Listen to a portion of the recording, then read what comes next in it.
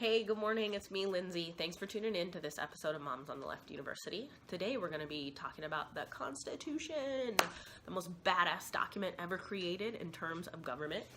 So we're just going to be talking quickly today about kind of a summary of the Constitution, as much as I can do in 4 minutes. And we'll delve more into specifics with later episodes of Moms on the Left University.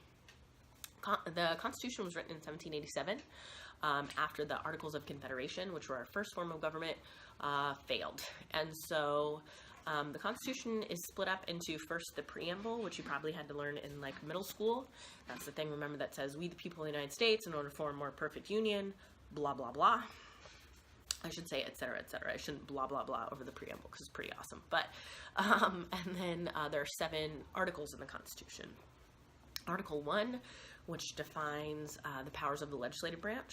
Article 2, which talks about the executive branch. Article 3, the judicial branch.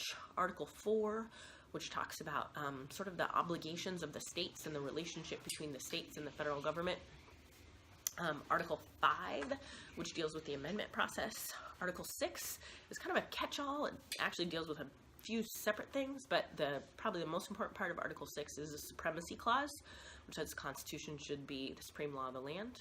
And then Article 7, which deals with ratification. It was signed in 1787, and it became law, went into effect in 1788, when New Hampshire became the 9th out of the 13 states at the time to sign it. It's important to remember that this original Constitution, which was pushed by people that we think that we call today Federalists, so people that were arguing for a strong central government, it actually didn't contain a Bill of Rights. So all of those things that we think of kind of as the cornerstone of American democracy, the right to free speech, right to a fair trial, et cetera, those things were not contained in the original version of the Constitution.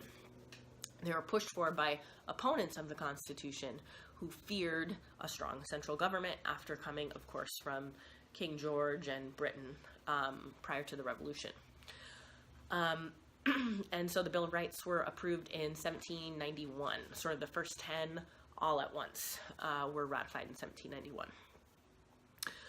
Today, when we look at the Constitution, there are kind of 2 lines of thinking when you're looking at interpretation of the Constitution. The first, you may have heard in the news lately, is an originalist or somebody that has sort of a strict interpretation of the Constitution.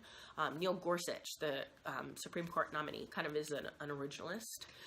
And this basically means when you're looking at the Constitution, you're trying to think of what was the founders' original intent in 1787. So rather than taking the document and thinking of it as a living document that should be interpreted for today, you have to interpret it in 1787 sort of terms.